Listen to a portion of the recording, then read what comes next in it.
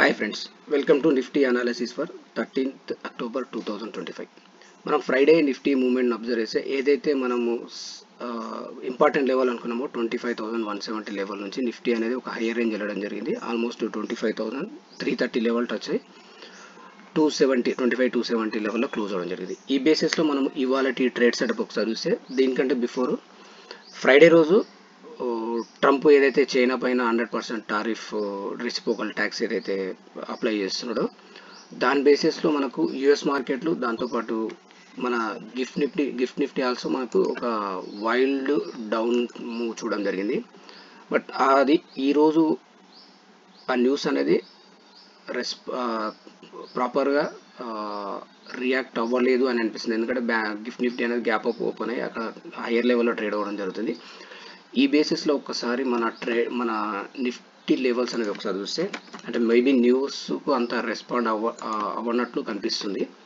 ఆ బేసిస్లో మనకు మెయిన్ సపోర్ట్ చూస్తే నిఫ్టీ వచ్చేసి మనకు రెసిస్టెన్స్ వచ్చేసి 25,356 ఆ రేంజ్ అనేది ఒక రెసిస్టెన్స్ అవుతుంది. 25,356 అనేది రెసిస్టెన్స్.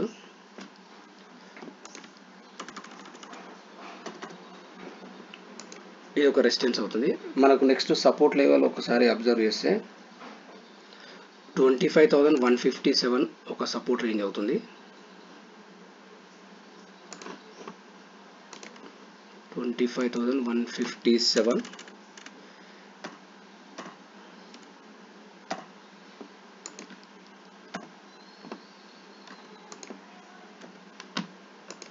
నెక్స్ట్ సపోర్ట్ చూస్తే మనకు 25,040 నుంచి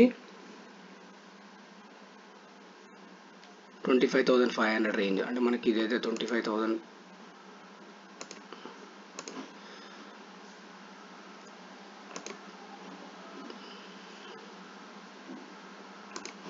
ఈ రేంజ్ అనేది మనకు ఒక సపోర్ట్ అవుతుంది. అంటే మనకి ఈ లెవెల్ అనేది మార్క్ చేసుకుని ఇన్ కేస్ ఆ న్యూస్కు మనకు ఇండియన్ మార్కెట్స్ రెస్పాండ్ అవ్వడం రియాక్ట్ అవ్వడం స్టార్ట్ అవుతే ఫస్ట్ సపోర్ట్ చూస్తే మనకు 25,157 అనేది ఒక సపోర్ట్ అవుతుంది.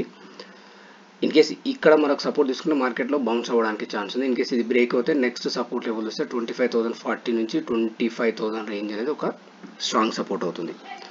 లేదు ఫ్లాట్గా ఓపెన్ అయ్యి హయ్యర్ సైడ్ వెళ్తుంటే మనకు 25,320 నుంచి 356 అనేది ఒక రెసిస్టెన్స్ జోన్ అవ్వడానికి ఛాన్స్ ఉంది. అంటే ఈ బేసిస్లో మనం లెవెల్స్ మార్క్ చేసుకొని అక్కడ స్టాక్ ఎలా నిఫ్టీ ఎలా రెస్పాండ్ అవుతుంది బేస్ చేసుకుని మనం ట్రేడ్ సెటప్ అనేది ప్లాన్ చేసుకోవాలి. ఇక్కడ మనం మార్క్ చేసుకొచ్చిన లెవెల్స్ అయితే చూస్తే 25,356 నుంచి 25,320 అనేది ఒక రెసిస్టెన్స్ అవుతుంది. అదేవిధంగా సపోర్ట్ చూస్తే 25,150 ఫస్ట్ సపోర్ట్ అవుతుంది. అదేవిధంగా సెకండ్ సపోర్ట్ చూస్తే మనకు 25,040 నుంచి 25,000 లెవెల్ అనేది ఒక స్ట్రాంగ్ సపోర్ట్ అవుతుంది. ఫర్దర్గా ఫాల్ అనేది చూస్తే మనకు ఈ 24,990 ఆ 25,000 కింద ట్రేడ్ అవ్వడం స్టార్ట్ అవుతే మార్కెట్లో ఒక డౌన్ మూవ్ ఎక్స్పెక్ట్ చేయొచ్చు. అంటిల్ అన్లెస్ మనకి ఇక్కడ ఏదైనా డిప్లో మనము బై ఆపర్చునిటీ వెతుకోవడానికి ఛాన్సెస్ కనిపిస్తుంది. ఇది నిఫ్టీ. అదేవిధంగా బ్యాంక్ నిఫ్టీ అబ్జర్వ్ చేస్తే బ్యాంక్ నిఫ్టీలో మనము రెసిస్టెన్స్ చూస్తే మనకు 56,860 లెవెల్ అనేది ఒక రెసిస్టెన్స్ అవుతుంది. 56,870 860 లెవెల్ ఒక రెసిస్టెన్స్ అవుతుంది. దాంతోపాటు మన నిన్న ఏదైతే హై ఉందో ఆ హై ఆల్సో మనకు ఒక ఇంపార్టెంట్ అవుతుంది. దాంతోపాటు సపోర్ట్ మనం అబ్జర్వ్ చేస్తే 56,480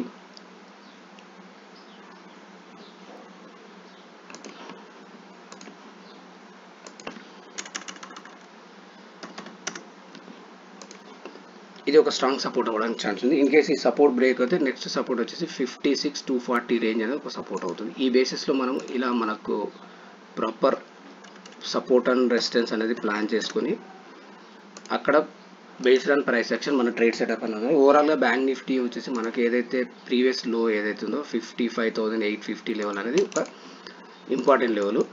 ఈ లెవెల్ బ్రేక్ అవుతే ఫర్దర్ ఇక్కడ నుంచి ఫాల్ అనేది ఉండొచ్చు. లేదంటే మార్కెట్లో ఒక మూవ్ అయితే ఇలా ఎక్స్పెక్ట్ చేస్తున్నాను నేను. ఒక డౌన్ సైడ్ మూవ్ అయితే మోస్ట్లీ ఇలాంటి మూవ్ ఒకటి ఎక్స్పెక్ట్ చేస్తున్నాను. ఈ రేంజ్ తర్వాత మళ్ళీ కొంచెం ఒక హైయర్ రేంజ్ వెళ్ళడానికి ఛాన్సెస్ అని కనిపిస్తుంది. అంటే మనకు మోస్ట్లీ రేపు ఎక్స్పైరీ వరకు ఇలాంటి మూవ్ అనేది ఒక సైడ్ వేస్ మూవ్ అనేది ఉండడానికి ఛాన్స్ ఉంది. దాని తర్వాత ఒక హయ్యర్ మూవ్ అనేది ఎక్స్పెక్ట్ చేస్తున్నాను. బ్యాంక్ నిఫ్టీ ఆల్సో ఒక ఏబీసీ ప్యాటర్న్లో మూవ్ అవ్వడానికి ఛాన్స్ అనేది కనిపిస్తుంది.